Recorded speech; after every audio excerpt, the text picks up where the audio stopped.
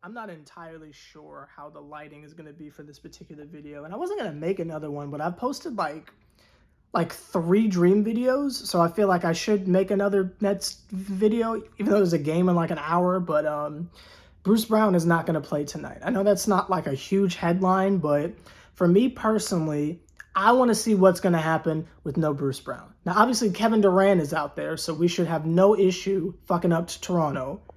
No issue, like no fucking excuse for this shit. Y'all should wipe the floor with them motherfuckers. There's no excuse, so they should definitely win. I'm just curious in seeing how things are gonna go with no Bruce Brown. Bruce Brown is that fucking like whatever you want to call the metaphor, Jack Arby knife or whatever motherfuckers is saying.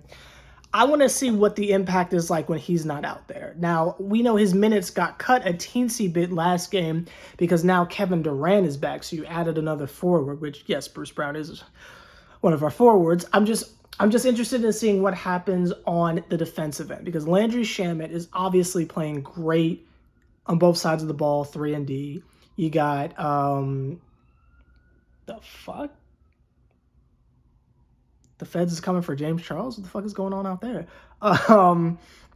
You got Tyler Johnson, who's 3 and D, and you've got Joe Harris, who has become 3 and D as well. So it's like you've got defensive guards / forwards out there. We still got Jeff Green and shit.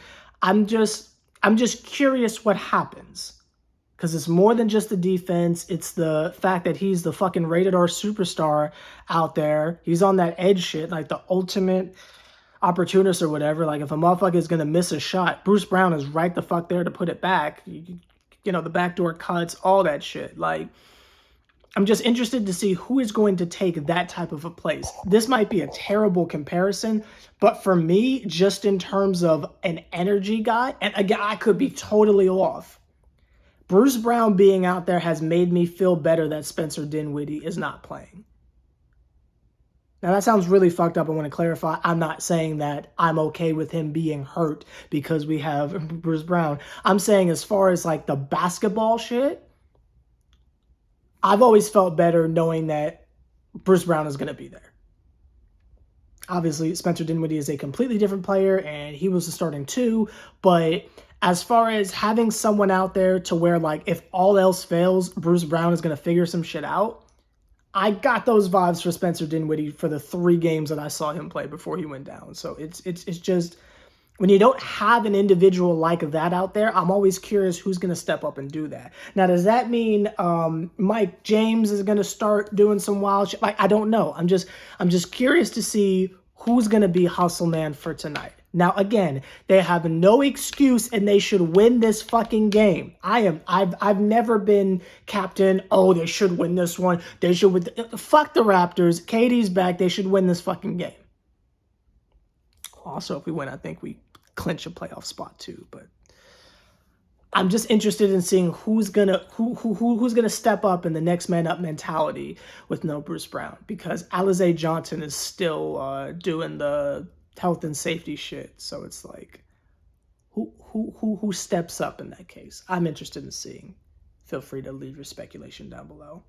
I'll see y'all in like an hour or 2 after the game. They better fucking win this game. Fuck the Raptors. They better win this fucking game. KD better go into God mode. Like, you feel me? Like, fuck the Raptors. Win the fucking game. I don't give a fuck about the seeding. Fuck the Raptors. I want them to win because fuck the Raptors. And I will also throw out there once again that clip from way back in the day of like the playoffs of like yesteryear when Masai Ujiri. Y'all know who the fuck I'm talking about. He came out and said, fuck Brooklyn. That was the funniest shit I've ever seen in my life. But that's not there. Anyway, see you after the game.